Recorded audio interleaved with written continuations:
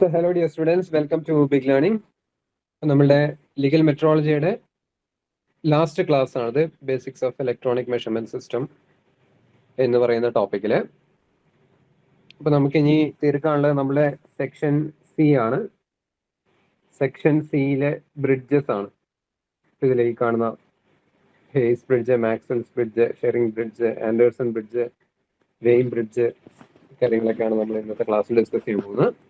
ഇതിൽ Wheatstone bridge എന്താണെന്നും basically Wheatstone ബ്രിഡ്ജിൽ നിന്നും എന്തൊക്കെ ക്വസ്റ്റ്യൻസ് ആണ് വരിക, എന്തൊക്കെ കാര്യങ്ങളാണ് മനസ്സിലാക്കേണ്ടതെന്നൊക്കെ നമ്മൾ കഴിഞ്ഞ ക്ലാസ്സിൽ ഒന്ന് സർഫസ് ലെവലിൽ നമ്മൾ പറഞ്ഞു പോയിട്ടുണ്ടായിരുന്നു. So we need those basics actually. അതിന്റെ ബേസിലാണ് നമ്മൾ ബാക്കിയുള്ള AC ബ്രിഡ്ജസ് എല്ലാം എന്ത് ചെയ്യാൻ പോകുന്നത്, പഠിക്കാൻ പോകുന്നത്. അപ്പൊ നിങ്ങൾ ഇത് റെക്കോർഡ് ക്ലാസ് ആയിട്ട് കേൾക്കുന്ന കുട്ടികൾ ആദ്യം നിങ്ങൾ എന്ത് ചെയ്യണം, ഫസ്റ്റ് ക്ലാസ് നമ്പർ 10 എന്നെടുത്ത് അത് കണ്ടതിന് ശേഷം ഈ ക്ലാസ് കാണാം കേട്ടോ. യെസ്, അപ്പൊ നമുക്ക് സ്റ്റാർട്ട് ചെയ്താലോ? യെസ്, അപ്പൊ ഈ വീസ്റ്റോൺ ബ്രിഡ്ജ് AC-യും DC-യും ഉണ്ടെന്ന് നമ്മൾ പഠിച്ചിരുന്നു. വീസ്റ്റോൺ ബ്രിഡ്ജ് എന്തിനു വേണ്ടിയിട്ട് ഉപയോഗിക്കുന്നു, വീസ്റ്റോൺ ബ്രിഡ്ജില് ലൈക്ക് അതിന് പ്രധാനപ്പെട്ട റേഷ്യോ ആംസ് എന്ന് പറഞ്ഞാൽ എന്താണ്, ഓപ്പോസിറ്റ് ആംസ് എന്ന് പറഞ്ഞാൽ എന്താണ് ഒരു വീസ്റ്റോൺ ബ്രിഡ്ജ് ബാലൻസ് ആവുക എന്ന് പറഞ്ഞാൽ ബേസിക് ആയിട്ടുള്ള ഇക്വേഷൻ, നൾ പൊസിഷൻ അച്ചീവ് ചെയ്യുമ്പം നമ്മൾ യൂസ് ചെയ്യേണ്ട ഇക്വേഷൻ, ഈ കാര്യങ്ങളൊക്കെ നമ്മൾ കഴിഞ്ഞ ക്ലാസ്സിൽ ഡിസ്കസ് ചെയ്തു. ഇനി നമുക്ക് പഠിക്കാനുള്ളത് AC ബ്രിഡ്ജസിനെ പറ്റിയാണ്. AC bridge. ഇപ്പൊ AC ബ്രിഡ്ജസ് ലിറ്ററലി ഇൻഡക്ടറും കപ്പാസിറ്റർ, അൺനോൺ കപ്പാസിറ്റൻസും കൂടി നമുക്ക് അളക്കാൻ പറ്റും. DC വെച്ച് നമുക്ക് ഒരിക്കലും ഇൻഡക്ടറും കപ്പാസിറ്ററും അളക്കാൻ പറ്റില്ല, കപ്പാസിറ്റൻസിന്റെ വാല്യൂ അളക്കാൻ പറ്റില്ല. അതിന് വേണ്ടിയിട്ടാണ് നമ്മൾ AC ബ്രിഡ്ജുകൾ ഉപയോഗിക്കുന്നത്. അപ്പൊ ഇതാണ് ഒരു ബേസിക് AC ബ്രിഡ്ജിന്റെ സർക്യൂട്ട് എന്ന് പറയുന്നത്. ഇപ്പൊ ഇതില് ഈ വീസ്റ്റോൺ ബ്രിഡ്ജായിട്ട് കമ്പയർ ചെയ്യുമ്പോൾ നമുക്ക് ഒരുപാട് കാര്യങ്ങൾ സിമിലർ ആയിട്ടുണ്ട്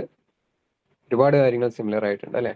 ഇപ്പൊ ഇതില് ആംസ്, ഇതാണ് നമ്മുടെ ആം എന്ന് പറയുന്നത്. ഓക്കെ, 4 ആമുകളാണുള്ളത്. പക്ഷെ ഇവിടെ R1, R2, R3, R4 എന്ന് കൊടുക്കുന്നതിന് പകരം Z1, Z2, Z3, Z4 എന്ന് പറഞ്ഞാണ് കൊടുത്തിട്ടുള്ളത്. അപ്പം R ഇൻഡിക്കേറ്റ്സ് റെസിസ്റ്റൻസ് ആണെങ്കിൽ Z ഇൻഡിക്കേറ്റ്സ് ഇംപിഡൻസ്. യെസ്, അപ്പൊ എന്താണ് ഇംപിഡൻസ് എന്ന് നിങ്ങൾക്ക് അറിയാമെന്ന് വിചാരിക്കുന്നു. നമ്മൾ ഇതിനു മുമ്പ് എവിടെയെങ്കിലൊക്കെ പറഞ്ഞിട്ടുണ്ടാവും തോന്നുന്നു. നമുക്ക് ശരിക്കും ഓംസ് ലോ എന്ന് പറയുന്ന ലോ കൃത്യമായിട്ട് സ്റ്റേറ്റ് ചെയ്യണമെങ്കിൽ വോൾട്ടേജ് പ്രൊപ്പോർഷണൽ ടു കറണ്ട്, ആ പ്രൊപ്പോർഷണാലിറ്റീനെ നമ്മൾ റെസിസ്റ്റൻസ് എന്ന് പറയുന്ന ഒരു പാരാമീറ്റർ വെച്ച് ഈക്വേറ്റ് ചെയ്യുന്നു. പക്ഷെ ഈ കാര്യങ്ങളൊക്കെ ചെയ്യണമെങ്കിൽ നിങ്ങളുടെ വോൾട്ടേജ് ആൻഡ് കറണ്ട് ഇത് രണ്ടും എന്തായിരിക്കണം, സെയിം ഫേസിലായിരിക്കണം. ഓക്കെ, സെയിം ഫേസിലാണെങ്കിൽ വോൾട്ടേജ് പ്രൊപ്പോർഷണൽ ടു കറണ്ട് ആണ്. അതിന്റെ പ്രൊപ്പോർഷണാലിറ്റി കോൺസ്റ്റന്റിനെ നമ്മൾ R അല്ലെങ്കിൽ റെസിസ്റ്റൻസ് എന്ന് വിളിക്കുന്നു എന്നാണ് ജോർജ് ഓം എന്ന് പറയുന്ന സയന്റിസ്റ്റ് സ്റ്റേറ്റ് ചെയ്തത്. ഈ സയന്റിസ്റ്റുകളുടെ സ്റ്റേറ്റ്മെന്റ്സ് വാലിഡേറ്റ് ചെയ്ത് കഴിഞ്ഞാൽ, അപ്രൂവ് ചെയ്ത് കഴിഞ്ഞിട്ടുണ്ടെങ്കിൽ പിന്നെ ആ ഒരു സയന്റിസ്റ്റിന്റെ പോസ്റ്റുലേറ്റ്സ് ലൈക്ക് അയാൾ പറഞ്ഞ കാര്യങ്ങൾ തെറ്റാന്ന് പിൽക്കാലത്ത് തെളിയിക്കപ്പെട്ടാലും ഈ ഒരു ലോയിൽ മാറ്റം, അല്ല അയാൾ പറഞ്ഞ കാര്യങ്ങളിലൊന്നും മാറ്റം വരുത്തില്ല. അപ്പൊ അതുകൊണ്ടാണ് ഇപ്പോഴും നമ്മൾ 7ാം ക്ലാസ്സിലെ കുട്ടികളുടെ ബുക്കിൽ ഗ്രാവിറ്റി എന്ന് പറഞ്ഞാൽ it is A attraction towards the centre of the earth എന്ന് പറഞ്ഞ് നമ്മൾ പഠിക്കുന്നത് അല്ലെ, ഐസക് ന്യൂട്ടന്റെ കൺസെപ്റ്റ്. ആക്ച്വലി ഐസക് ന്യൂട്ടൺ അങ്ങനെ പറഞ്ഞു എന്നാണ് പറയുന്നത്. പക്ഷെ ഇപ്പം നമ്മൾ ഗ്രാവിറ്റി കുറച്ചുകൂടി ബെറ്റർ ആയിട്ട് നമുക്ക് ഡിഫൈൻ ചെയ്യാൻ പറ്റുന്നുണ്ട് അല്ലെ. ലൈക്ക് നമ്മളുടെ റിലേറ്റിവിറ്റി തിയറി, ആപേക്ഷിക സിദ്ധാന്തം, ഐസക് ന്യൂട്ടൻ, ആൽബർട്ട് ഐൻസ്റ്റീൻ്റെ റിലേറ്റിവിറ്റി തിയറി വന്നതിന് ശേഷം കുറച്ചുകൂടി സ്പേസ് ഡയലേഷൻ, ടൈം ഡയലേഷൻ ഒക്കെ വെച്ച് നമുക്ക് കുറച്ചുകൂടി ഈസി ആയിട്ട് നമുക്ക് എന്ത് ചെയ്യാൻ പറ്റുന്നുണ്ട്, അതിനെ ഡിഫൈൻ ചെയ്യാൻ വേണ്ടി പറ്റുന്നുണ്ട്. പക്ഷേ നമ്മൾ ന്യൂട്ടൺ പറഞ്ഞ കാര്യങ്ങളൊന്നും തെറ്റാന്ന് പറയില്ല. അതേപോലെ തന്നെയാണ് ഈ ആറ്റം മോഡലൊക്കെ. പല സയന്റിസ്റ്റുകൾ ആറ്റം മോഡലുകൾ ഉണ്ടാക്കിയിട്ടുണ്ട്. ഇപ്പം ബോറിന്റെ ആറ്റം മോഡൽ ഉണ്ട് അല്ലെ. അതാണ് ഇപ്പം എനിക്ക് തോന്നുന്നത് നമ്മൾ ഇപ്പം ലൈക്ക് സോളിഡ് ആന്ന് പറഞ്ഞ് നമ്മൾ വിശ്വസിച്ചുകൊണ്ടിരിക്കുന്നത്. അപ്പോൾ ഓരോ സയന്റിസ്റ്റുകൾ വരുന്തോറും അതിൽ അപ്ഡേറ്റ്സ് വരുത്തും. ഓഫ് കോഴ്സ് ഒരു 50 കൊല്ലമൊക്കെ മുമ്പോട്ട് പോകുന്തോറും 50 കൊല്ലം മുമ്പ് പറഞ്ഞ കാര്യങ്ങളൊക്കെ ചെറിയ തെറ്റൊക്കെ ഉണ്ടാവും. പക്ഷെ എന്നാലും അത് മാറ്റില്ല. അപ്പം ആക്ച്വലി ഈ ഒരു വോൾട്ടേജും കറണ്ടും സെയിം ഫേസിലാണെങ്കിൽ അതിനെ റെസിസ്റ്റൻസ് വിളിക്കണമെന്ന് ലോ വന്നത് കാരണം നമ്മൾ ഇൻഡക്ടർ, കപ്പാസിറ്റർ തുടങ്ങിയ എലമെന്റുകൾ എടുത്തു കഴിഞ്ഞാൽ ഇതിനകത്ത് ഈ ഒരു കണ്ടീഷൻ വാലിഡ് ആവില്ല. അതിന്റെ വോൾട്ടേജും കറണ്ടും സെയിം ഫേസിലാവില്ല. ശരിയല്ലേ? അപ്പൊ ഇതിനകത്ത് വോൾട്ടേജ് എന്ത് ചെയ്യും? വോൾട്ടേജ് 90 ഡിഗ്രി ലീഡ് ചെയ്യും ഇൻഡക്ടറിൽ. അതേപോലെ തന്നെ വോൾട്ടേജ് 90 ഡിഗ്രി ലാഗ് ചെയ്യും ഒരു പ്യുവർ കപ്പാസിറ്ററിൽ. അപ്പൊ അങ്ങനെയാണെങ്കിൽ ഒരു ഇൻഡക്ടർ ഉള്ള സർക്യൂട്ടിൽ, ജസ്റ്റ് ലൈക്ക് ഇങ്ങനെ ഒരു ഇൻഡക്ടർ ഉള്ള ഒരു സർക്യൂട്ടിൽ, ഇൻഡക്ടർ എന്ന് പറഞ്ഞത് ഉണ്ടാക്കിയിരിക്കുന്നത് ഓഫ് കോഴ്സ് എന്തുകൊണ്ടാണ്? എന്തെങ്കിലും ഒരു റെസിസ്റ്റൻസ് ഉള്ള മെറ്റീരിയൽ കൊണ്ടായിരിക്കുമല്ലോ. അപ്പൊ എന്തായാലും ഇതിലെ കറണ്ടിന് കടന്നു പോകാൻ ബുദ്ധിമുട്ടുണ്ടാവും. ലൈക്ക് ഇവിടെ ഒരു റെസിസ്റ്റൻസ് എന്തായാലും ഉണ്ടാവും, പക്ഷെ നമുക്കതിനെ റെസിസ്റ്റൻസ് വിളിക്കാൻ പറ്റില്ല, ബിക്കോസ് ഇയാളുടെ ഈ ഒരു ജോർജ് ഓമിന്റെ ഈ ഒരു സ്റ്റേറ്റ്മെന്റ് പ്രകാരം. അപ്പൊ റെസിസ്റ്റൻസ് പറഞ്ഞ വാക്ക് ഉപയോഗിക്കാൻ പറ്റില്ല, അതിന് പകരം അവർ വേറൊരു വേർഡ് ഉപയോഗിക്കുന്നു, ഇമ്പിഡൻസ്. അത്രേ ഉള്ളൂ. ഓക്കെ. അപ്പൊ ഇമ്പിഡൻസ് ഡിനോട്ട് ചെയ്യുന്ന ലെറ്റർ Z ആണ്. ലൈക്ക് റെസിസ്റ്റൻസിന്റെ റെസിസ്റ്റിവിറ്റിയുടെ ഇൻവേഴ്സ് എന്താണ്? 1 റെസിസ്റ്റൻസ് എന്ന് പറഞ്ഞിട്ടുണ്ടെങ്കിൽ നമ്മൾ എന്താണ്? കണ്ടക്ടൻസ് എന്നാ പറയാ അല്ലെ. 1 റെസിസ്റ്റിവിറ്റിനെ നമ്മൾ കണ്ടക്ടിവിറ്റി എന്ന് പറയും. അതേപോലെ തന്നെ ഇവിടെ ഇൻവേഴ്സ് ഓഫ് ഇമ്പിഡൻസിനെ നമ്മൾ അഡ്മിറ്റൻസ് എന്ന് പറയും. ഇത് സൂചിപ്പിക്കുന്ന ലെറ്റർ Y ആണ്. അപ്പൊ ക്യാപിറ്റൽ Y = 1/Z. അപ്പൊ ഇവിടെ ബേസിക്കലി നോക്കി കഴിഞ്ഞിട്ടുണ്ടെങ്കിൽ നിങ്ങൾക്ക് 2 മാറ്റങ്ങളാണ് വളരെ പെട്ടെന്ന് കണ്ടുപിടിക്കാൻ പറ്റുന്നത്. ബേസിക്കലി കുറച്ച് കാര്യങ്ങളേ ഉള്ളൂ. ഒന്ന്, നമ്മൾ DC സപ്ലൈക്ക് പകരം എന്ത് ഉപയോഗിച്ചിരിക്കുന്നു? ഒരു AC സപ്ലൈ ഉപയോഗിച്ചിരിക്കുന്നു. രണ്ടാമത്തത്, ഇവിടെ ഒരു ഗാൽവനോമീറ്റർ വെക്കുന്നതിന് പകരം ഒരു ഹെഡ്ഫോൺ വെച്ചിരിക്കുന്നു. അപ്പൊ എന്തുകൊണ്ടാണ് ഹെഡ്ഫോൺ വെച്ചിരിക്കുന്നതെന്ന് വെച്ചാൽ AC ബ്രിഡ്ജുകൾ ബാലൻസ് ചെയ്യാൻ വളരെ ബുദ്ധിമുട്ടാണ്. ഓക്കെ, AC ബ്രിഡ്ജുകൾ ബാലൻസ് ചെയ്യാൻ വളരെ ബുദ്ധിമുട്ടാണ്. അപ്പൊ നമുക്കൊരു മീറ്റർ വെച്ച് അത് പെർഫെക്റ്റ് ആയിട്ട് ബാലൻസ് ചെയ്യാൻ ബുദ്ധിമുട്ടായിരിക്കും. അപ്പൊ അതുകൊണ്ട് ഈ വഴിയിൽ ഈ ട്രാക്കിലോ എന്തെങ്കിലും ഒരു കറണ്ട് പോകുന്നുണ്ടെങ്കിൽ ഓഫ് കോഴ്സ് നിങ്ങളുടെ ഹെഡ്ഫോൺ ഇവിടെ വെക്കുകയാണെങ്കിൽ ആ ഹെഡ്ഫോൺ ചെറിയൊരു ഹമ്മിങ് സൗണ്ട് ഉണ്ടാക്കും. ഹെഡ്ഫോണിന്റെ സ്പീക്കറിലൂടെ കറണ്ട് കയറി ഇറങ്ങി പോകുന്നത് കൊണ്ട് അത് ചെറിയൊരു ശബ്ദം ഉണ്ടാക്കും. അപ്പൊ ആ ശബ്ദം നിൽക്കുന്നത് വരെ ട്യൂൺ ചെയ്യുക എന്നുള്ളതാണ് ഇതിന്റെ ബാലൻസിങ് ടെക്നിക്ക്. കോഴ്സ് ഇതിനകത്ത് ഏതെങ്കിലും ഒരു ബ്രിഡ്ജ് അല്ലെങ്കിൽ ഏതെങ്കിലും ഒരു ആം വേരിയബിൾ ആയിരിക്കും. ആ വേരിയബിൾ ആയിട്ടുള്ള ആം ലെഫ്റ്റിലേക്കും റൈറ്റിലേക്കും തിരിച്ചുകൊണ്ട് നമ്മൾ ഈ ഹെഡ്ഫോണിനകത്ത് ശബ്ദമൊന്നും കേൾക്കാത്ത അവസ്ഥ എത്തിക്കുകയാണ്. അപ്പൊ ആ ഒരു പോയിന്റിൽ നമ്മൾ ബ്രിഡ്ജ് ബാലൻസ്ഡ് ആണ് എന്ന് പറയുന്നു. ഓക്കെ, അപ്പൊ ഇതിന്റെ കോംപ്ലക്സിറ്റി കൊണ്ടാണ് ഹെഡ്ഫോൺ വെച്ചിരിക്കുന്നത്. ഗാലനോമീറ്റർ വെച്ചാലും അത് നടക്കായിക്കൊന്നുമില്ല. ബട്ട് ദെൻ PMMC എന്ന് പറയുന്ന എക്യുപ്മെന്റിൽ AC അത്ര എഫക്റ്റീവായിട്ട് നമുക്ക് ഉപയോഗിക്കാൻ പറ്റില്ല എന്നുള്ള കാര്യമൊക്കെ നമ്മൾ ഈ ഒരു യൂണിറ്റിൽ തന്നെ നമ്മൾ പഠിച്ചിട്ടുണ്ട്. ഓക്കെ, ഇനി DC ബ്രിഡ്ജിൻ്റെത് പോലെ ഒരു ഡിഫൈൻഡ് ആയിട്ടുള്ള ഒരു മെത്തേഡ് ഒന്നും ഇതിനില്ല. പല AC ബ്രിഡ്ജുകൾക്കും പല മെത്തേഡുകളാണ്. സ്ട്രൈറ്റ് അവേ നമുക്ക് ഒരു റെസിസ്റ്റൻസ് മാത്രം ട്യൂൺ ചെയ്യുന്നതുകൊണ്ട് ഇവിടെ റിസൾട്ട് കിട്ടില്ല. പല പാരാമീറ്റേഴ്സ്, ഇപ്പം ഇതിനകത്ത് Z1, Z2, Z3 ഇത് മൂന്നുമാണ് വേരിയബിൾ എങ്കിൽ അവരെയൊക്കെ ഒരു പ്രത്യേക രീതിയിലൊക്കെ ഒരു പ്രത്യേക ഫോർമാറ്റിലൊക്കെ വേരി ചെയ്യിപ്പിച്ചാൽ മാത്രമേ നമുക്ക് ഇതിനെ ബാലൻസ് ചെയ്യാൻ വേണ്ടി പറ്റുള്ളൂ. അപ്പൊ ഇൻഡക്റ്റൻസ്, അതേപോലെ തന്നെ കപ്പാസിറ്റൻസ്, അതുപോലെ ഫ്രീക്വൻസി, ഈ 3 കാര്യങ്ങൾ അളക്കുന്നതിന് വേണ്ടിയിട്ടുള്ള ബ്രിഡ്ജ് സെറ്റപ്സ് ആണ് നമുക്കിന്ന് പഠിക്കേണ്ടത്. അപ്പൊ ഇത് കംപ്ലീറ്റ്ലി ഒരു കമ്പാരിറ്റീവ് സ്റ്റഡി ആണ്. ലൈക്ക് ഇത് കമ്പയർ ചെയ്ത് തന്നെ പഠിക്കണം. ഫൈനലി ലാസ്റ്റ് സ്ലൈഡിൽ ഞാനൊരു കമ്പാരിസൺ ടേബിൾ വെച്ചിട്ടുണ്ട്. അപ്പോൾ ഒന്നിൽ നിന്ന് എങ്ങനെ വ്യത്യസ്തരായിരിക്കുന്നത് എന്നുള്ളതാണ് പഠിക്കേണ്ടത്. അത്യാവശ്യം നല്ല മെമ്മറി പവറും വേണം. ഇതിന്റെ ഒരു ഫങ്ഷനിങ് ഒന്നും കൃത്യമായിട്ട് നിങ്ങൾ മനസ്സിലാക്കിയില്ലെങ്കിലും നിങ്ങൾക്ക് ഇവർ തമ്മിലുള്ള വ്യത്യാസം എന്തൊക്കെയാണെന്ന് അറിഞ്ഞു കഴിഞ്ഞാൽ കൃത്യമായിട്ട് സ്കോർ ചെയ്യാൻ വേണ്ടി പറ്റും. ഓക്കെ, സോ നമുക്ക് ആദ്യത്തെ ബ്രിഡ്ജ് വെച്ച് തന്നെ തുടങ്ങാം. Maxwell's bridge. ഓക്കെ, ഇതാണ് ശരിക്കും മാക്സ്വെൽസ് ബ്രിഡ്ജ്. നിങ്ങൾക്ക് കാണാം ഇതിനകത്ത് റെസിസ്റ്റേഴ്സ് മാത്രമല്ല കപ്പാസിറ്ററും ഇൻഡക്ടറും ഒക്കെ ഇതിനകത്ത് വെച്ചിട്ടുണ്ട് അല്ലെ. അപ്പൊ അതുകൊണ്ടാണ് ഇവിടെ നമുക്ക് എന്ത് ചെയ്യാൻ പറ്റില്ല, റെസിസ്റ്റൻസ് വിളിക്കാൻ പറ്റാതെ ഇവിടെ Z1, Z2 എന്നിങ്ങനെ പറയുന്നത്. ഓക്കെ, അപ്പൊ Z2 എന്ന് പറയുന്ന ആമില് R2 മാത്രമേ ഉള്ളൂ. പക്ഷെ Z1 എന്ന് പറയുന്ന ആമില് C1 പാരലൽ R1 ആണ് അല്ലെ. യെസ്. ഇനി എന്തിനാണ് നമ്മൾ മാക്സ്വെൽസ് ബ്രിഡ്ജ് ഉപയോഗിക്കുന്നത്? മാക്സ്വെൽസ് ബ്രിഡ്ജ് നമ്മൾ ഉപയോഗിക്കുന്നത് ഇൻഡക്റ്റൻസ് അളക്കാൻ വേണ്ടിയിട്ടാണ്.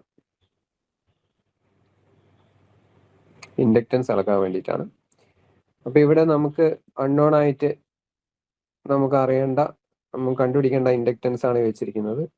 ഇവിടെ RX എന്ന് പറഞ്ഞ മറ്റൊരു അൺനോൺ പാരാമീറ്ററും റെസിസ്റ്റൻസിന്റെ രൂപത്തിൽ വരച്ചിട്ടുണ്ട്. അത് വേറെ ഒന്നുമല്ല, അത് ഈ ഇൻഡക്റ്റൻസിന്റെ റെസിസ്റ്റൻസ് ആണ്. അല്ലെങ്കിൽ ഇൻഡക്റ്റീവ് റിയാക്ടൻസ് ആണ്. ഓക്കെ, അപ്പോൾ അത് ശരിക്കും രണ്ട് കമ്പോണന്റ് അല്ല, അതൊരൊറ്റ കമ്പോണന്റ് ആണ്.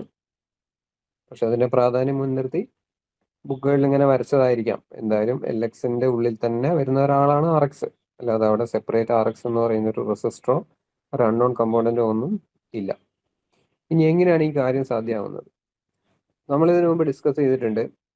ഇൻഡക്ടർ നമ്മളൊരു സർക്യൂട്ടിൽ എന്തിനു വേണ്ടിയിട്ടാണോ വെക്കുന്നത്, ആ ഒരു കാര്യം നമുക്ക് ഒരു കപ്പാസിറ്റർ വെച്ചും അച്ചീവ് ചെയ്യാം. ഫോർ എക്സാമ്പിൾ, ഇപ്പം ഇങ്ങനെ ഒരു സർക്യൂട്ട് ഉണ്ടെന്ന് വിചാരിച്ചോ. അപ്പോൾ ഈ ഒരു സർക്യൂട്ടിൽ നമ്മളൊരു ഇൻഡക്റ്റൻസ് ആഡ് ചെയ്തിട്ടുണ്ട്. ഒബ്വിയസ്ലി സപ്ലൈ കൊടുക്കുന്ന സമയത്ത് ഈ ബൾബ് ബ്രൈറ്റ് ആയി കത്താനും, അതേപോലെ സപ്ലൈ കട്ടാവുന്ന സമയത്ത് ഈ ബൾബിന്റെ ബ്രൈറ്റ്നസ് ഗ്രാജുവലി ഡിമ്മായി വരാനും ഒരു ഗ്രാജുവൽ ആയിട്ടുള്ള ഓൺ ഓഫ് പ്രോസസ് അവിടെ ക്രിയേറ്റ് ചെയ്യാൻ വേണ്ടിയിട്ടാണ് നമ്മൾ ഇൻഡക്റ്റൻസ് വെക്കുന്നത്. ബിക്കോസ് ഈ ഒരു ഡിലേ വരുന്നതുകൊണ്ട് ഇപ്പം ഇവിടെ ഒരു സപ്ലൈ നമ്മൾ വെച്ച് ഇവിടെ നമ്മളൊരു സ്വിച്ച് ഇട്ട ഉടനെ തന്നെ ഈ ബൾബ് ഫുൾ വോൾട്ടേജിൽ വർക്ക് ചെയ്യില്ല. ഡിപ്പെൻസ് ലൈക്ക് നമ്മൾ എങ്ങനെയാ സീരീസ് ആയിട്ടാണോ പാരലായിട്ടാണോ കണക്ട് ചെയ്യുന്നതനുസരിച്ച് ഒന്നെങ്കിൽ അതിന്റെ ഇനിഷ്യൽ പോർഷൻ ഡിമ്മായി മാക്സിമം ബ്രൈറ്റ്നെസ്സിലേക്ക് എത്തും, അല്ലെങ്കിൽ ഓഫ് ആകുന്ന സമയത്ത് അത് മാക്സിമം ബ്രൈറ്റ്നസ്സിൽ നിന്ന് മിനിമം ബ്രൈറ്റ്നസ്സിലേക്ക് ഡിമ്മായി വരും. അപ്പോൾ ഒരു ഗ്രാജുവൽ ഡിമ്മിങ് എഫക്റ്റ് ഉണ്ടാക്കാൻ വേണ്ടിയിട്ടാണ് നമ്മളിവിടെ ഒരു ഇൻഡക്ടർ വെച്ചിരിക്കുന്നത്. ഈ ഒരു കാര്യം നമുക്കൊരു കപ്പാസിറ്റർ വെച്ചും ചെയ്യാം. You just place a capacitor opposite to the way you connected the inductor. Inductor എങ്ങനെയാണ് നമ്മൾ വെച്ചിരിക്കുന്നത് അതിന് ഓപ്പോസിറ്റ് ആയിട്ട്. ഇപ്പോൾ ഇവിടെ ഇൻഡക്ടർ സീരീസ് ആയിട്ട് വെച്ചിരിക്കുന്നത്, പകരം ഇവിടെ ഒരു കപ്പാസിറ്റർ നമ്മൾ പാരലായിട്ട് വെക്കുകയാണെങ്കിൽ, പ്രൊവൈഡഡ് ഈ ഇൻഡക്റ്റീവ് റിയാക്ടൻസിന്റെ കപ്പാസിറ്റീവ് റിയാക്ടൻസും സിമിലർ ആണെങ്കിൽ, നമുക്ക് ഇൻഡക്ടർ കൊണ്ട് അച്ചീവ് ചെയ്യാൻ പറ്റുന്ന അതേ കാര്യം കപ്പാസിറ്റർ കൊണ്ടും നമുക്ക് അച്ചീവ് ചെയ്യാൻ വേണ്ടി പറ്റും. So this is a basic technique actually we are adapting. ഇപ്പൊ ഇവിടെ ഒരു അൺനോൺ ഇൻഡക്ടർ ഇവിടെ ഉണ്ട്. ഈ അൺനോൺ ഇൻഡക്ടർ ഉണ്ടാക്കുന്ന വോൾട്ടേജ് ലീഡ് ലാഗുകൾ നമുക്ക് മറ്റൊരു ഇൻഡക്ടർ വെച്ചോ അല്ലെങ്കിൽ ഒരു കപ്പാസിറ്റർ വെച്ചോ നമുക്ക് ക്യാൻസൽ ചെയ്ത് കളയാൻ വേണ്ടി പറ്റും. ഓക്കെ, സോ ഫൈനലി ഈ ഒരു ഡിറ്റക്ടർ 0 വോൾട്ട് ഇതിന് അക്രോസ് നമുക്ക് കാണിച്ചു തരികയാണ്. അല്ലെങ്കിൽ ഒരു ഹെഡ്ഫോൺ നമ്മൾ വെച്ചിട്ട് അതിലൂടെ 0 കറണ്ട് നമ്മൾ ഡിറ്റക്ട് ചെയ്യുകയാണ്. ഹെഡ്ഫോണിൽ സൗണ്ട് ഇല്ലാത്തൊരവസ്ഥ നമ്മൾ അച്ചീവ് ചെയ്യുകയാണെന്നുണ്ടെങ്കിൽ, like whatever things the inductance is actually giving to the circuit will be exactly cancelled by the other end. ഈ കപ്പാസിറ്റർ അതിന്റെ കാര്യങ്ങളൊക്കെ എന്ത് ചെയ്ത് ക്യാൻസൽ ചെയ്ത് കളയുന്നുണ്ടാവും ബാലൻസ്ഡ് ആയിട്ടുണ്ടെങ്കിൽ. അപ്പൊ ഇതാണ് കൺസെപ്റ്റ്. അപ്പൊ ഇതിൽ ഇൻഡക്ടർ ഈ ഒരു ഇൻഡക്ടർ ഉണ്ടാക്കുന്ന വോൾട്ടേജ് ലീഡ് ക്യാൻസൽ ചെയ്യാൻ ഒരു കപ്പാസിറ്റർ വേണമെന്ന് വെച്ചാൽ കപ്പാസിറ്റർ വേണ്ട, മറ്റൊരു ഇൻഡക്ടർ വെച്ചാലും മതി. വേണമെങ്കിൽ ഈ ഒരു ആമിൽ മറ്റൊരു ഇൻഡക്ടർ വെച്ച് കഴിഞ്ഞാൽ ഈ കാര്യം നടക്കും. പക്ഷേ നമ്മൾ ബേസിക്കലി പൊതുവെ നമ്മൾ ഇലക്ട്രിക് സർക്യൂട്ടുകൾ ഡിസൈൻ ചെയ്യുന്ന സമയത്ത് ഇൻഡക്ടർ എന്ന് പറയുന്ന കമ്പോണന്റിനെ നമ്മൾ മാക്സിമം ഒഴിവാക്കാനാണ് ശ്രമിക്കുക. ഓക്കെ, നിങ്ങളിപ്പോൾ ഒരു സർക്യൂട്ട് ഉണ്ടാക്കുകയാണെങ്കിൽ, ഒരു ബോർഡ് നമ്മൾ ഡിസൈൻ ചെയ്യുകയാണെങ്കിൽ, ആ ബോർഡിനകത്ത് മാക്സിമം ഇൻഡക്റ്റൻസ് ഒഴിവാക്കിക്കൊണ്ട് ആ ഒരു ബോർഡ് ഡിസൈൻ ചെയ്യാനാണ് നമ്മൾ നോക്കുക. കാരണം ഇൻഡക്റ്റൻസ് എപ്പോഴും നമുക്ക് തലവേദന തരുന്ന ഒരാളാണ്. ഇൻഡക്റ്റൻസിന് ഒരിക്കലും നമുക്കൊരു മിനിയേച്ചർ സ്കെയിലേക്ക് കംപ്രസ് ചെയ്ത് ചെറുതാക്കി ഉണ്ടാക്കാനൊന്നും പറ്റില്ല. ഇപ്പൊ കപ്പാസിറ്റൻസ് ഒക്കെ വേണമെങ്കിൽ നമുക്ക് SMD സർഫസ് മൗണ്ടഡ് ബോർഡിലൊക്കെ വളരെ ചെറിയ സൈസിൽ നമുക്ക് ഉണ്ടാക്കിയെടുക്കാൻ പറ്റും. ഇൻഡക്റ്റൻസ് ആ ഒരു പർട്ടിക്കുലർ ഇൻഡക്റ്റീവ് റിയാക്ടൻസ് കിട്ടണമെങ്കിൽ it need to have that particular area and size. അതുണ്ടെങ്കിൽ മാത്രമേ നമുക്ക് എന്ത് ചെയ്യാൻ പറ്റുള്ളൂ, ആ ഒരു ഇൻഡക്ടറിന്റെ ജോലി നമുക്ക് അതിനുകൊണ്ട് ചെയ്തെടുക്കാൻ പറ്റുള്ളൂ. അത് മിനിയേച്ചറൈസ് ചെയ്യാൻ നമുക്ക് ബുദ്ധിമുട്ടാണ്, പറ്റില്ല എന്നല്ല പറയുന്നത്, ബുദ്ധിമുട്ടാണ്. പിന്നെ ഇൻഡക്ടർ മിക്ക സമയത്തും ഇതിങ്ങനെ ഒരു സർക്യൂട്ട് ബോർഡിൽ പൊങ്ങി നിൽക്കുന്നതുകൊണ്ട് ഇതൊരു ആന്റിന പോലെ വർക്ക് ചെയ്ത് ആ പരിസരത്തൂടി പോകുന്ന എല്ലാ ഇലക്ട്രോ മാഗ്നറ്റിക് റേഡിയേഷനെയും വലിച്ചെടുത്ത് സർക്യൂട്ടിൽ ആവശ്യമില്ലാതെ നോയ്സ് ഉണ്ടാക്കാൻ വേണ്ടി ഇത് നോയ്സ് ഉണ്ടാക്കും. പിന്നെ ഇൻഡക്ടറിൻ്റെ ഉള്ളിലൂടെ കറണ്ട് പാസ് ചെയ്യുമ്പോൾ മ്യൂച്വൽ ഇൻഡക്ഷൻ നടക്കുന്നതുകൊണ്ട് തൊട്ടടുത്തുള്ള കമ്പോണൻസിനെ അത് ബാധിക്കും. അങ്ങനെ ഒരുപാട് പ്രശ്നങ്ങൾ ഇൻഡക്റ്റൻസ് ഉണ്ടാക്കുന്നതുകൊണ്ട് ഇൻഡക്റ്റൻസ് മാക്സിമം ഒഴിവാക്കാനാണ് നമ്മൾ ശ്രമിക്കാറ്. അപ്പൊ അതുകൊണ്ടാണ് ഇവിടെ ഒരു കപ്പാസിറ്റർ കൊണ്ടേ വെച്ചിരിക്കുന്നത്, അല്ലാതെ ഇൻഡക്ടർ ഈ ഒരു ആമിൽ ഇവിടെ ഒരു ഇൻഡക്ടർ വെച്ചാൽ കാര്യം നടക്കും. ഓക്കെ, സോ ഇതിന്റെ കൺസെപ്റ്റ് ബേസിക്കലി ഇത്രയേ ഉള്ളൂ. ഈ ഇൻഡക്റ്റൻസ് എത്ര ലാഗ് ആണോ ഉണ്ടാക്കുന്നത്, എത്ര ലീഡ് ആണോ ഉണ്ടാക്കുന്നത്, അത് എക്സാക്ട്ലി ഈ കപ്പാസിറ്റർ വെച്ച് നമ്മൾ ക്യാൻസൽ ചെയ്താണ്. അപ്പൊ ഈ കപ്പാസിറ്ററിന്റെ അടിയിൽ നമ്മൾ റെസിസ്റ്റർ ട്യൂണബിൾ ആയിട്ട് നമ്മൾ വെച്ചിട്ടുണ്ട്, കണ്ടോ. അപ്പൊ ഈ റെസിസ്റ്റർ ട്യൂണബിൾ ആന്ന് പറഞ്ഞാൽ യു ക്യാൻ ലിറ്ററലി അഡ്ജസ്റ്റ് എത്ര ആംപിയർ കറണ്ട് ഇതിലെ പോകണം എന്നുള്ളത് നമുക്ക് ഈ റെസിസ്റ്റർ വെച്ച് അഡ്ജസ്റ്റ് ചെയ്യാം. ശരിയല്ലേ? ഇപ്പൊ ഈ റെസിസ്റ്റൻസിന്റെ വാല്യൂ, ഈ കപ്പാസിറ്റൻസിന്റെ വാല്യൂ ലെറ്റ്സ് XL ആണ്. ഇതിന്റെ വാല്യൂ XL ആണ്, ഇതിന്റെ കപ്പാസിറ്റീവ് റിയാക്ടൻസ്. ഇതിന്റെ റെസിസ്റ്റൻസ് R1 ആണെങ്കിൽ ഈ R1 എന്ന് പറയുന്നത് കൂടുന്തോറും C1 കറണ്ട് കൂടും അല്ലെ. R1 എന്ന് പറയുന്ന റെസിസ്റ്റൻസ് കൂടുമ്പം ഈ ഒരു പർട്ടിക്കുലർ ജംഗ്ഷനിലെത്തി കറണ്ട് എന്ത് ചെയ്യും, മുകളിലേക്കാണ് കൂടുതൽ പോവുക. ഈ റെസിസ്റ്ററിലൂടെ പോകാൻ അതിന് ബുദ്ധിമുട്ടാണെങ്കിൽ, കൂടുതൽ നമ്മൾ വെക്കുകയാണെങ്കിൽ. ഇനി XL കുറവാണ് R1 വെച്ചിരിക്കുന്നതെങ്കിൽ നമുക്ക് R1 കൂടുതൽ കറണ്ട് ബൈപ്പാസ് ചെയ്തിടാം. എന്തായാലും ഈ ഒരു R1 അഡ്ജസ്റ്റ് ചെയ്യുന്ന വഴി നമുക്ക് ഈ ഒരു സിയിലൂടെയുള്ള കറണ്ടിനെ കൺട്രോൾ ചെയ്യാം. That's A technique actually. ഇനി നമുക്ക് R3 അഡ്ജസ്റ്റ് ചെയ്യാം. അങ്ങനെ നമുക്ക് കറണ്ടിനെ ഈ പോയിന്റിലും ഈ പോയിന്റിലുള്ള കറണ്ടിനെ നമുക്ക് R3 അഡ്ജസ്റ്റ് ചെയ്തും ചെയ്യാൻ പറ്റും. അപ്പൊ അതാണ് ഞാൻ നേരത്തെ പറഞ്ഞതിന് ഒരു പ്രത്യേക ഒരു രീതിയുണ്ട് ഇത് ചെയ്യാൻ വേണ്ടി. ആദ്യം ഇത് കുറച്ച് തിരിക്കുക, അതിനുശേഷം ഇത് കുറച്ച് തിരിക്കുക, പിന്നെ ഇത് തിരിക്കുക. അങ്ങനെ ഒരു പ്രത്യേക മെത്തേഡിലാണ് ആക്ച്വലി മാക്സ്വെൽസ് ബ്രിഡ്ജ് ചെയ്യുന്നത്. ഓക്കെ, അപ്പം അൺനോൺ ഇൻഡക്റ്റൻസ് ആണ് നമ്മൾ അളക്കുന്നത്. ഇങ്ങനെയാണ് സർക്യൂട്ട്. ഇപ്പൊ ഈ സർക്യൂട്ട് നിങ്ങൾ മനസ്സിലുണ്ടാവണം. ഇതിനകത്ത് ഇൻഡക്ടർ ആണോ കപ്പാസിറ്റർ ആണോ, കപ്പാസിറ്റർ ആണെങ്കിൽ എവിടെയാണ് വെച്ചിരിക്കുന്നത്, ഓപ്പോസിറ്റ് ആമിലാണോ റേഷ്യോ ആമിലാണോ, ഈ കാര്യങ്ങളൊക്കെ നിങ്ങളെ മനസ്സിലുണ്ടാവണം. തിയറി ഒക്കെ ഞാനിവിടെ കൊടുത്തിട്ടുണ്ട്. അപ്പൊ ഇതിൽ ഇമ്പോർട്ടൻ്റ് ആയിട്ട് നിങ്ങൾ ശ്രദ്ധിക്കേണ്ട ഒരു കാര്യം എന്ന് പറഞ്ഞാൽ ഈസ് ദിസ് ലൈൻ. കണ്ടോ? It is best suited for measuring medium Q inductors typically having a quality factor Q between 1 and 10 അല്ലെങ്കിൽ 1 to 10. അപ്പൊ ക്വാളിറ്റി ഫാക്ടർ 1-നും 10-നും ഇടയ്ക്ക്, Q factor in between 1 to 10 ആണ്. 10 ഉള്ള ഇൻഡക്ടേഴ്സ് ആണ് ഇത് വെച്ച് നമുക്ക് കൃത്യമായിട്ട് അളക്കാൻ പറ്റുക. 10-ന് മുകളിലേക്കുള്ള ഇൻഡക്ടേഴ്സ് അളക്കാൻ പറ്റില്ല എന്നൊന്നുമില്ല. അളക്കാൻ പറ്റും, പക്ഷെ എറർ കൂടും. ഇപ്പൊ എന്തിനാ ക്യൂ ഫാക്ടർ എന്നൊക്കെ നമുക്ക് അറിയാമെന്ന് വിചാരിക്കുന്നു. ക്യൂ ഫാക്ടർ എന്ന് വെച്ചാൽ ഇപ്പൊ ഒരു ഇൻഡക്ടൻസിന്റെ ക്യൂ ഫാക്ടർ ആണ് it is nothing but XL/R. ഇപ്പൊ ഇവിടെ നോക്കുകയാണെങ്കിൽ XL/RX എന്ന് വേണമെങ്കിൽ നമുക്ക് പറയാം. അതായത് ക്വാളിറ്റി ഫാക്ടർ എന്നാണ് ക്യൂ ഫാക്ടർ എന്ന് പറയുന്നത്. Quality factor, yes. അപ്പൊ ഈ ക്വാളിറ്റി ഫാക്ടർ എന്ന് പറഞ്ഞാൽ ഇപ്പം നമ്മൾ എന്ത് സാധനമാണെങ്കിലും അതിന് ക്വാളിറ്റി ഉണ്ട് നമ്മൾ എങ്ങനെയാ പറയാ? നമ്മളൊരു ചെരുപ്പ് വാങ്ങിച്ചു, ആ ചെരുപ്പിന് ക്വാളിറ്റി ഉണ്ട് നമ്മൾ എങ്ങനെയാ പറയാ? ആ ചെരുപ്പ് നല്ല ഗ്രിപ്പ് തരണം, നല്ല കംഫർട്ട് തരണം. ചെരുപ്പിനെ കൊണ്ട് എന്തൊക്കെ കാര്യങ്ങളാണോ നമ്മൾ പ്രതീക്ഷിക്കുന്നത് അതൊക്കെ തരുവാണെങ്കിൽ നമ്മളത് ക്വാളിറ്റിയുള്ള ചെരുപ്പാന്ന് പറയും അല്ലെ. അല്ലാതെ കളറ് നല്ലതായതുകൊണ്ടോ മറ്റെന്തെങ്കിലും കാര്യങ്ങൾ നമുക്ക് ആവശ്യമില്ലാത്തത് നന്നായതുകൊണ്ടോ നമ്മൾ അതിന് ക്വാളിറ്റി ഉണ്ട് നമുക്ക് ഒരിക്കലും പറയില്ല. നമ്മൾ ഒരിക്കലും കാണാൻ രസമുണ്ടെന്ന് പറയായിരിക്കും, പക്ഷെ ക്വാളിറ്റി ഉണ്ടെന്ന് പറയില്ല അല്ലെ. അപ്പൊ ഒരു എക്യുപ്മെന്റ് ആണെങ്കിലും എന്ത് സാധനമാണെങ്കിലും അത് ചെയ്യേണ്ട കാര്യം കൃത്യമായി ചെയ്തു കഴിഞ്ഞാൽ അതിന് ക്വാളിറ്റി ഉണ്ടെന്ന് പറയും. അപ്പൊ ഇൻഡക്ടറിന് ക്വാളിറ്റി ഉണ്ടെന്ന് പറഞ്ഞാൽ ഇൻഡക്ടർ എന്താണ് ചെയ്യുന്നത്? ഇൻഡക്ടർ നമ്മൾ സർക്യൂട്ടിൽ വെക്കുന്നത് എന്തിനാണെന്നറിയോ? ഇൻഡക്ടർ വെച്ച് കഴിഞ്ഞിട്ടുണ്ടെങ്കിൽ നമുക്ക് ഈ ബൾബിനെ ഡിം ആക്കാൻ പറ്റണം. ഓക്കെ, അപ്പോൾ ഒരു ഇൻഡക്ടർ ഉള്ള സർക്യൂട്ട്, ഇതൊരു ഇൻഡക്ടർ ഉള്ള സർക്യൂട്ട് അല്ലെ ഇവിടെ വരച്ചിരിക്കുന്നത്. അപ്പൊ ഇവിടെ ഒരു ഇൻഡക്ടർ ഇല്ലാത്ത സർക്യൂട്ട് നമുക്ക് വേണമെങ്കിൽ വരയ്ക്കാം. അപ്പൊ നിങ്ങൾ ഇതിന്റെ ലൈറ്റ് ഇന്റൻസിറ്റി നോക്കുകയാണെങ്കിൽ ഈ ഒരു സർക്യൂട്ടിനകത്തൂടെ കറണ്ട് ഒഴുകുന്ന സമയത്ത് ഈ ബൾബിൽ നിന്ന് 100 ലക്സ് ലൈറ്റ് പുറത്തു വരുന്നുണ്ട് വിചാരിച്ചോ, അല്ലെങ്കിൽ 100 ലൂമൻ അല്ലെങ്കിൽ ഒരു 85 കാൻഡില ലൈറ്റ് പുറത്തേക്ക് വരുന്നുണ്ട് എന്ന് വിചാരിച്ചോളൂ. പക്ഷെ അത് ഒരിക്കലും ഒരു ഡിമ്മിങ് എഫക്റ്റ് കാണിക്കില്ല. കാരണം ഇത് ഡയറക്റ്റ്ലി നമ്മൾ സപ്ലൈയിലേക്ക് കണക്ട് ചെയ്തിരിക്കുക. സ്വിച്ച് ക്ലോസ് ചെയ്ത ഉടനെ തന്നെ ആ ഇൻസ്റ്റന്റിൽ ഇത് കത്തും. സ്വിച്ച് റിവോക്ക് ചെയ്ത് ആ സെക്കൻഡിൽ ഇത് സ്റ്റോപ്പ് ആവുകയും ചെയ്യും. Everything is momentary. പക്ഷെ ഇവിടെ you can get A smooth transition. Like bulb വളരെ ലൈറ്റ് ആയിട്ട് ഗ്ലോ ചെയ്ത് അതിന്റെ ഫുൾ പൊട്ടൻഷ്യലിലേക്ക് എത്തുന്നു. ഓക്കെ, പക്ഷെ ഇവിടെ ഇപ്പൊ നമ്മൾ ഇൻഡക്ടർ ഇവിടെ ആഡ് ചെയ്തതിനാ, ഇൻഡക്ടർ നമ്മൾ ആഡ് ചെയ്തത് ഈ ഒരു ആക്ഷൻ ഉണ്ടാക്കാൻ വേണ്ടിയിട്ടാണ്. ഈ സ്ലോ ടു സ്മൂത്ത് ട്രാൻസിഷൻ ഉണ്ടാക്കാൻ വേണ്ടിയിട്ടാണ് നമ്മൾ ഇൻഡക്ടർ ഇവിടെ ആഡ് ചെയ്തത്. അപ്പൊ അത് നമുക്ക് അച്ചീവ് ചെയ്യാനും പറ്റി. ഇവിടെ ഒരു ഇൻഡക്ടർ ഉണ്ട്, but there is A problem. ഇവിടെ 90 ലൂമിനെ നമുക്ക് ഇവിടെ ഔട്ട്പുട്ട് കിട്ടുന്നുള്ളൂ. കണ്ടില്ലേ? അപ്പൊ നമുക്ക് ഇവിടെ കുറച്ച് കാര്യങ്ങൾ സാക്രിഫൈസ് ചെയ്യേണ്ടി വന്നു. എന്താണത്? ഇൻഡക്ടർ ഇല്ലാത്ത സർക്യൂട്ടിൽ 100 ലൂമൻ പ്രകാശം വന്നിരുന്നതാണ്. പക്ഷെ ഇൻഡക്ടർ വെച്ചുകൊണ്ട് നമുക്ക് ഡിം ആക്കാൻ പറ്റി. അതായത് അതിന്റെ ആക്ഷൻ ഡിമ്മിൽ നിന്ന് ബ്രൈറ്റിലേക്ക് ആക്കാൻ പറ്റി. പക്ഷെ മാക്സിമം ബ്രൈറ്റ്നസ് എത്തുന്നത് എത്രയേ ഉള്ളൂ? 90 ഉള്ളൂ. അപ്പോൾ ബാക്കി 10 അവിടെ പോയി. ആ 10 നഷ്ടപ്പെട്ടതിന്റെ കാരണം ഇതിന്റെ ഉള്ളിൽ ഒരു റെസിസ്റ്റൻസ് അടങ്ങിയിരിക്കുന്നു എന്നുള്ളതാണ്. അപ്പൊ ആ റെസിസ്റ്റൻസ് നമുക്ക് വേണ്ട. നമുക്കിതിനെ ഒരിക്കലും ഡിം ആക്കണ്ട. ഐ മീൻ നമുക്കൊരിക്കലും ഇതിന്റെ എഫിഷ്യൻസി കുറയ്ക്കണ്ട. നമുക്ക് ഗ്രാജുവലി ഡിം ആക്കിയാൽ മതി. So we need something like 0 to 100 lumen നല്ല ഫ്ലോലെസ് ആയിട്ട് ഇത് കത്തി വരണം. അതാണ് നമുക്ക് വേണ്ടത്. പക്ഷെ ഇവിടെ നമുക്ക് 90 എത്തിക്കാൻ പറ്റുന്നുള്ളൂ. That is not required.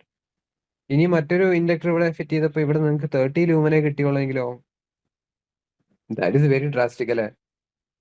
അല്ലാതെ എഫിഷ്യൻസി കുറയുന്നുണ്ട്. നമുക്ക് ബൾബ് ഡിമാക്കാനൊക്കെ പറ്റുന്നുണ്ട്, പക്ഷെ മാക്സിമം ബ്രൈറ്റ്നസ് 100-ൽ നിന്ന് 30-ലേക്ക് കുറഞ്ഞു. അപ്പൊ ഈ ക്വാളിറ്റി ഉള്ള ഇൻഡക്ടർ എന്ന് പറഞ്ഞിട്ടുണ്ടെങ്കിൽ ഇവിടെ 100 ലൂമൻ ഉള്ള ഒരു ബൾബ് ഇട്ട് കഴിഞ്ഞാൽ നിങ്ങൾക്ക് 100 ലൂമൻ തന്നെ ഇവിടെ ഇൻഡക്ടർ ഇട്ടാലും കിട്ടണം. അതൊരിക്കലും കിട്ടില്ല എന്നുള്ള വേറെ കാര്യം. അപ്പൊ അതിന് ഒരു 99 നമുക്ക് കിട്ടുകയാണെങ്കിൽ നമുക്ക് അതിനെ ഹൈ ക്വാളിറ്റി ഇൻഡക്ടർ എന്ന് പറയും. ഇനി രണ്ടാമത് പറഞ്ഞ കേസ് 30 ലൂമനൊക്കെ നമുക്ക് ഇൻഡക്ടർ ഇടുമ്പോൾ കിട്ടുന്നുള്ളൂ എങ്കിൽ അവിടെ അതിന്റെ ക്വാളിറ്റി വളരെ പുവറാണ്. ബിക്കോസ് നമുക്ക് വേണ്ടാത്ത ഒരു കാര്യം ഇവിടെ നടക്കുന്നുണ്ട്. അത് ഇതിന്റെ ബൾബിന്റെ എഫിഷ്യൻസി 100-ൽ നിന്ന് 30-ലേക്ക് കുറഞ്ഞു എന്നുള്ളതാണ്. അപ്പൊ ഒരു ഇൻഡക്ടർ നമ്മൾ സർക്യൂട്ടിൽ ഇടുന്നത് എന്ത് പർപ്പസിന് വേണ്ടിയിട്ടാണ്? ഈ ഒരു ഗ്രാജുവൽ ഡിമ്മിങ് ആൻഡ് ബ്രൈറ്റനിങ് പ്രോസസ്സിന് വേണ്ടിയിട്ടാണ്. അപ്പൊ അത് എഫിഷ്യൻസി കോംപ്രമൈസ് ചെയ്യാതെ ചെയ്യാൻ പറ്റുന്ന ആളെ നമുക്ക് ക്വാളിറ്റി ഫാക്ടർ കൂടുതലുള്ളതെന്ന് പറയാം. So this is nothing but XL by R. ഈ ആർ എത്രമാത്രം കുറയ്ക്കാൻ പറ്റുമോ അത്രയും ബെറ്റർ ആയിരിക്കും നിങ്ങളെ ക്വാളിറ്റി ഫാക്ടർ. ഓക്കെ, എക്സൽ വളരെ നന്നായി കൂടി, അതായത് ഡിമ്മിങ്ങിന്റെ കാര്യം നന്നായി ചെയ്യാൻ പറ്റുന്നുണ്ട്. അറ്റ് ദ സെയിം ടൈം ബൾബിന്റെ എഫിഷ്യൻസിയിൽ കുറവും വരരുത്, ആറ് വളരെ കുറവായിരിക്കണം. ഓക്കെ, അങ്ങനെയാണെങ്കിൽ നമുക്ക് ക്വാളിറ്റി ഫാക്ടർ 100 പറയാം. അപ്പൊ ബേസിക്കലി 0 to 100 ആണ് ഈ ക്വാളിറ്റി ഫാക്ടർ ആക്ച്വലി കാറ്റഗറൈസ് ചെയ്തിരിക്കുന്നത്. അത് ഇൻഡസ്ട്രിയൽ റേഞ്ചിലേക്ക് നോക്കുകയാണെങ്കിൽ 0 to 10 ഒരു കാറ്റഗറി, അതേപോലെ 10 to 100 വേറൊരു കാറ്റഗറി. ഈ 0 to 10 ഉള്ളതിനെ നമ്മൾ ലോ ക്യൂ എന്ന് പറയും. Low quality. 10 to 100 ഉള്ളതിനെ നമ്മൾ എന്ത് പറയും? ഹൈ ക്യൂ എന്ന് പറയും. ഒബ്വിയസ്ലി ഹൈ ക്വാളിറ്റി ഉള്ള ഇൻഡക്ടേഴ്സിന് വില കൂടുതലാണ്. പക്ഷെ ചില സ്ഥലത്തൊന്നും നമുക്ക് പിന്നെ ഒരു 10-ന് മുകളിലോ അല്ലെങ്കിൽ 20-ന് മുകളിലുള്ള ക്വാളിറ്റി ഒന്നും നമുക്ക് വേണ്ടി വരില്ല ചില ആപ്ലിക്കേഷന്.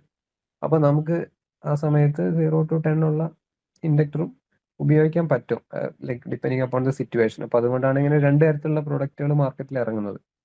അപ്പൊ ഈ ഒരു ബ്രിഡ്ജ് വെച്ച് നമുക്ക് എന്ത് മാത്രമേ പറ്റുള്ളൂ? ഈ ഒരു റേഞ്ച് ക്യൂ ഫാക്ടർ ഉള്ള ഇൻഡക്ടർ കോയിൽ മാത്രമേ നമുക്ക് എന്ത് ചെയ്യാൻ പറ്റുള്ളൂ? ടെസ്റ്റ് ചെയ്യാൻ പറ്റുള്ളൂ. ഓക്കെ, അപ്പൊ ഇത് ഒരു ഡീമെറിറ്റ് ആണെന്ന് വെച്ചാൽ ഡീമെറിറ്റ് ആണെന്നൊക്കെ പറയാം, പക്ഷെ 0 to 10 നമ്മൾ ഉപയോഗിക്കുന്ന സർക്യൂട്ടുകളും ഉണ്ട്. ഓക്കെ, എന്തായാലും ഡീമെറിറ്റ്സിന്റെ കൂട്ടത്തിൽ ഇത് സാധാരണ പറയാറുണ്ട്. മാക്സ്വെൽസ് ബ്രിഡ്ജിന്റെ ഒരു ഡീമെറിറ്റ് ആണ് 10 to 100 അളക്കാൻ പറ്റില്ല എന്ന് പറയുന്നത്. പക്ഷേ അത് നമ്മൾ ഉപയോഗിക്കുന്നില്ല എന്ന് വെച്ചാൽ നമ്മൾ വളരെ എക്സ്പെൻസീവ് ആയിട്ട് ഉപയോഗിക്കുന്നുണ്ട്. അപ്പൊ അങ്ങനെ ഈ ഒരു പ്രശ്നം പരിഹരിച്ചുകൊണ്ട് ഈ ബ്രിഡ്ജിനെ വേറൊരു സയന്റിസ്റ്റ് കുറച്ചുകൂടി ഒന്ന് മോഡേണൈസ് ചെയ്തു. ആ സയന്റിസ്റ്റിന്റെ പേരാണ് ഹേ. അപ്പം അങ്ങനെ അതിനെ മോഡേണൈസ് ചെയ്ത ബ്രിഡ്ജാണ് ഹേയ്സ് ബ്രിഡ്ജ്. അതാണ് നമ്മൾ അടുത്ത പഠിക്കാൻ പോകുന്നത്. ഓക്കെ, മാക്സ്വെൽസ് ബ്രിഡ്ജിനെ മോഡിഫൈ ചെയ്താണ് നമ്മൾ എന്താ ഉണ്ടാക്കിയിരിക്കുന്നത്? ഹേയ്സ് ബ്രിഡ്ജ് നമ്മൾ ഉണ്ടാക്കിയിരിക്കുന്നത്. അപ്പം അതിനകത്ത് സർക്യൂട്ടിന്റെ കമ്പോണൻസും കാര്യങ്ങളൊക്കെ ആയത് അറേഞ്ച്മെന്റും ഒക്കെ എൻറ്റയർലി വേറെ രീതിയിലാണ്. പക്ഷെ ഫൈനലി എന്തളക്കാൻ വേണ്ടിയിട്ടാണ് ഇത് ഉപയോഗിക്കുന്നത്? ഹേയ്സ് ബ്രിഡ്ജും മാക്സ്വെൽസ് ബ്രിഡ്ജും ഇൻഡക്ടൻസ് അളക്കാൻ വേണ്ടി തന്നെ ഉപയോഗിക്കുന്നത്. ഓക്കെ, ഇനി 1/, ക്വാളിറ്റി ഫാക്ടർ, ഡിപ്രിഷിയേഷൻ ഫാക്ടർ എന്നൊക്കെ പറയാറുണ്ട് കേട്ടോ. 1/Q എന്ന് പറയുന്നതിന് ഡിപ്രിഷിയേഷൻ ഫാക്ടർ ഓഫ് എ ഇൻഡക്ടർ എന്നൊക്കെ പറയാറുണ്ട്. സോ അതാണ് ഈ ഒരു പോയിന്റ് ഞാൻ സ്ട്രെസ് ചെയ്ത് പറഞ്ഞത്. Now comes the equation. ഈ പഠിക്കാൻ പോകുന്ന 5 ബ്രിഡ്ജിനും 5 ഇക്വേഷൻസ് ഉണ്ട്. അപ്പൊ അത് ഞാൻ നേരത്തെ പറഞ്ഞ പോലെ ഒരു ടേബിളിൽ നിങ്ങൾ എഴുതി വെക്കുക, എന്നിട്ട് എല്ലാം കൂടി കമ്പയർ ചെയ്ത് പഠിക്കുക. അപ്പൊ ഇവിടെ RX കണ്ടുപിടിക്കാനുള്ള ഇക്വേഷൻ ആണ് R2 R3/R1. അതേപോലെ LX കണ്ടുപിടിക്കാനുള്ള ഇക്വേഷൻ ആണ് C1 R2 R3. ഓക്കെ, അപ്പൊ സിമ്പിൾ ആയിട്ടുള്ള പ്രോബ്ലംസ് ചോദിക്കുമോ എന്നറിയില്ല. ഞാൻ ഈ സ്ലൈഡിൽ എന്തായാലും പ്രോബ്ലംസ് ആഡ് ചെയ്തിട്ടുണ്ട്, ചോദിക്കില്ല എന്ന് തന്നെ വിചാരിക്കാം. ഇത് വളരെ കോർ ആയിട്ടുള്ള ഇലക്ട്രിക്കൽ എഞ്ചിനീയറിംഗ് ഒക്കെ പഠിക്കുന്ന കുട്ടികൾക്കാണ് അവരുടെ BSc ഒക്കെയാണ് ഇതിന്റെ പ്രോബ്ലംസ് ഒക്കെ ചോദിക്കാറ്. നിങ്ങൾ കുറച്ചുകൂടി ജനറൽ ആണ് ഈ സബ്ജക്റ്റ് ഒക്കെ വെച്ച് നോക്കുമ്പോൾ, കുറച്ചുകൂടി ജനറൽ ആയിട്ടുള്ള ക്വസ്റ്റ്യൻസ് പ്രതീക്ഷിക്കാം. അങ്ങനെ ടഫ് ആയിട്ടുള്ള ലൈക്ക് പ്രോബ്ലംസ് ഒന്നും ചോദിക്കാൻ വഴിയില്ല. എന്തായാലും പ്രോബ്ലംസ് ഞാൻ ആഡ് ചെയ്തിട്ടുണ്ട്, നിങ്ങൾ ചെയ്ത് നോക്കാം. പിന്നെ ക്വാളിറ്റി ഫാക്ടർ കാണാൻ വേണ്ടിയിട്ട് ഇതാണ് ഇക്വേഷൻ ωc1R1. അപ്പൊ ഈ ഒരു ഇക്വേഷൻ നിങ്ങൾ നോക്കിക്കഴിഞ്ഞാൽ ഇതിനകത്ത് നിങ്ങൾക്ക് ഒരു കാര്യം മനസ്സിലാവും. ഇതിനകത്ത് LXന്റെ ടേമിലോ RXന്റെ ടേമിലോ there is no omega term. Omega എന്ന് പറയുന്ന ടേം ആർ എക്സിലും ഇല്ല എൽ എക്സിലും ഇല്ല. എന്താണ് ഈ omega? Omega is equal to 2πf ആണ് അല്ലെ? Otherwise omega relates to frequency. അപ്പോൾ ഒമേഗ ഇല്ല എന്ന് പറയുന്നത് വഴി നമ്മൾ പറയുന്നത് this bridge is independent of supply frequency. That's very important. എല്ലാ ബ്രിഡ്ജുകളും ഇങ്ങനെയല്ല. അപ്പൊ സപ്ലൈ ഫ്രീക്വൻസി എവിടെയാണ് വില്ലനാവുന്നത് വെച്ചാൽ നോക്ക്, ഇവിടെ നമ്മളൊരു സപ്ലൈ കൊടുക്കുന്നുണ്ട് അല്ലെ. ലെറ്റ്സ് സേ നമ്മളിവിടെ കൊടുത്തിരിക്കുന്നത് 10 വോൾട്ട് 20 ഹെർട്സ് സപ്ലൈ എന്ന് വിചാരിച്ചോ. അപ്പൊ ഈ ഒരു 10 വോൾട്ട് 20 ഹെർട്സ് സപ്ലൈ വെച്ച് നമുക്കൊരു എൽ എക്സിനും ആർ എക്സിനും ഒരു വാല്യൂ കിട്ടി. എന്നാൽ ഇവിടെ വേറൊരാള് സെയിം 10 വോൾട്ട് 40 ഹെർട്സ് ഉപയോഗിക്കുകയാണെങ്കിൽ ഈ ബ്രിഡ്ജിൽ നിങ്ങൾ കണ്ടുപിടിച്ച വാല്യൂസ് അതുപോലെ തന്നെ ആയിരിക്കും, വ്യത്യാസം ഉണ്ടാവില്ല. Because this bridge is independent of the supply frequency. അപ്പൊ ഒന്നുകൂടി പറയാം, എല്ലാ ബ്രിഡ്ജുകളും ഇങ്ങനെ ആവണമെന്നില്ല. അപ്പം ഫ്രീക്വൻസി ഡിപ്പെൻഡഡ് ആയിട്ടുള്ള ബ്രിഡ്ജുകളും ഉണ്ട്, ഫ്രീക്വൻസി ഡിപ്പെൻഡഡ് അല്ലാത്ത ബ്രിഡ്ജും ഉണ്ട്. അപ്പൊ എന്തായാലും ഇപ്പൊ നമ്മളെ മാക്സ്വെൽസ് ബ്രിഡ്ജ് എന്തല്ല, ഫ്രീക്വൻസി ഡിപ്പെൻഡന്റ് അല്ല. അതെങ്ങനെയാണ് നമുക്ക് കണ്ടുപിടിക്കാൻ പറ്റുക, അല്ലെങ്കിൽ പെട്ടെന്ന് മനസ്സിലാക്കാൻ പറ്റുക? ജസ്റ്റ് ലുക്ക് അറ്റ് ദ ഇക്വേഷനിൽ ഒമേഗ എന്ന് പറയുന്ന ടേം ഇല്ല, അതായത് എഫ് എന്ന് പറയുന്ന ടേം ഇല്ല. So F is independent of all the unknown parameters. Quality factor നോക്കണ്ട, ക്വാളിറ്റി ഫാക്ടറിൽ എന്തായാലും ഒമേഗ ഒരു ഫാക്ടറായി തന്നെ ഉണ്ടാവും. ഓക്കെ, ആർ എക്സും എൽ എക്സും നോക്കി വെച്ചാൽ മതി.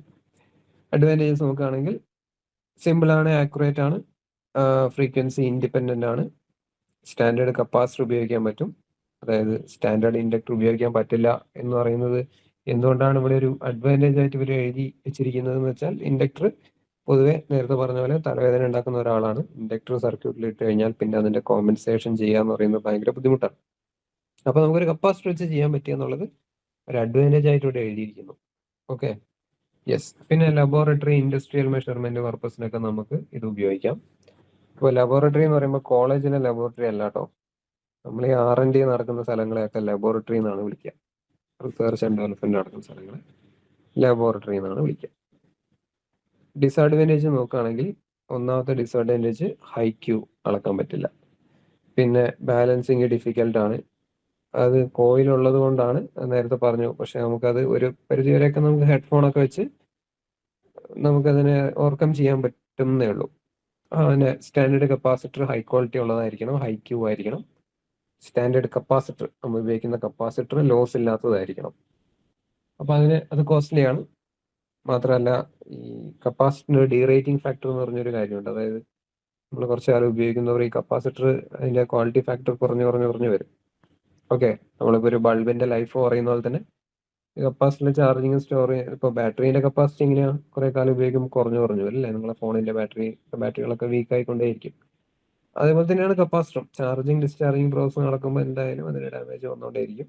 സോ ക്വാളിറ്റി ഫാക്ടർ എപ്പോഴും മെയിൻറ്റെയിൻ ചെയ്യുക. ബ്രിഡ്ജിനകത്തുള്ള കപ്പാസിറ്റർ ഫ്രീക്വന്റ് ആയിട്ട് സർവീസ് ചെയ്യേണ്ട കാര്യങ്ങളൊക്കെ ഇതിൻ്റെ ഒരു ഡിസഡ്വാൻറ്റേജ് ആണ്. അപ്ലിക്കേഷൻസ് നേരത്തെ പറഞ്ഞ കാര്യങ്ങളൊക്കെ തന്നെയാണ് അപ്ലിക്കേഷൻസ് ആയിട്ട് എഴുതിയിരിക്കുന്നത് കേട്ടോ. Yes, Hayes bridge. അപ്പം നേരത്തെ നമ്മൾ പറഞ്ഞു, നമ്മളെ മാക്സ്വെൽസ് ബ്രിഡ്ജിനെ ഒന്ന് മോഡിഫൈ ചെയ്തിട്ടാണ് നമ്മൾ എന്തുണ്ടാക്കിയത്, ഹെയ്സ് ബ്രിഡ്ജ് ഉണ്ടാക്കിയത്. ഇതിൽ പ്രത്യേകിച്ച് വ്യത്യാസമൊന്നുമില്ല, ഇതിന്റെ വർക്കിംഗ് എല്ലാം എന്താ സിമിലർ തന്നെയാണ്. ഇവിടെ എൽ എക്സിന്റെ കാര്യങ്ങൾ ഓപ്പോസിറ്റ് ആയിട്ട് ചെയ്യാൻ വേണ്ടി ഒരു കപ്പാസിറ്റർ തന്നെയാണ് നമ്മൾ ഉപയോഗിക്കുന്നത്. നേരെ ഓപ്പോസിറ്റ് ആമിൽ കാണുന്ന C1.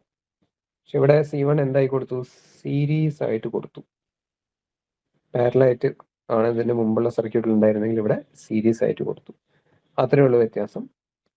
അപ്പൊ ഇതിന്റെ ക്വാളിറ്റി ഫാക്ടർ ഗ്രേറ്റർ ദാൻ 10 ആണ്. ഒരു 10 മുതൽ ഒരു 60-70 വരെയൊക്കെ നമുക്ക് ഇതിനകത്ത് സുഖമായിട്ട് എന്ത് ചെയ്യാൻ പറ്റും, അളക്കാൻ വേണ്ടി പറ്റും. അഗൈൻ ഒരു 70 to 75, 80 അത് വേറൊരു ക്ലാസ് ആണ്. 80ക്ക് മുകളിൽ ക്വാളിറ്റി ഉള്ളതൊന്നും നമുക്ക് ഇതുവരെ ഉണ്ടാക്കിയെടുക്കാൻ പറ്റിയിട്ടില്ല എന്നാണ് എനിക്ക് തോന്നുന്നത്. ലൈക്ക് അത്രയും വില കൂടിയ റേഡിയോസിലൊക്കെ ചിലപ്പോൾ ഉണ്ടാവുമായിരിക്കും, അല്ലെങ്കിൽ വില കൂടിയ വോക്കി ടോക്കീസ് അതിനകത്തൊക്കെ ഉണ്ടാവുമായിരിക്കും. ബട്ട് 80 വരെയൊക്കെയാണ് അതിൻ്റെ ഒരു റേഞ്ച് എന്ന് പറയുന്നത്. യെസ്, അപ്പം കാര്യങ്ങളൊക്കെ സിമിലർ ആണ്. മാക്സ്വെൽസ് ബ്രിഡ്ജിന്റെ ഒരു മോഡിഫൈഡ് ഫോമാണ് ഇത്. 2-3 വട്ടം പറഞ്ഞ എന്താ ചെയ്ത് ചോദിച്ചിട്ടുണ്ട്, പല ആളും ചോദിച്ചിട്ടുണ്ട്. താഴെ പറയുന്നതിൽ ഏതാണ് മാക്സ്വെൽസ് ബ്രിഡ്ജിന്റെ മോഡിഫൈഡ് ആയിട്ടുള്ള ബ്രിഡ്ജ് എന്ന്. Okay, right. So thank you so much. Have a nice day.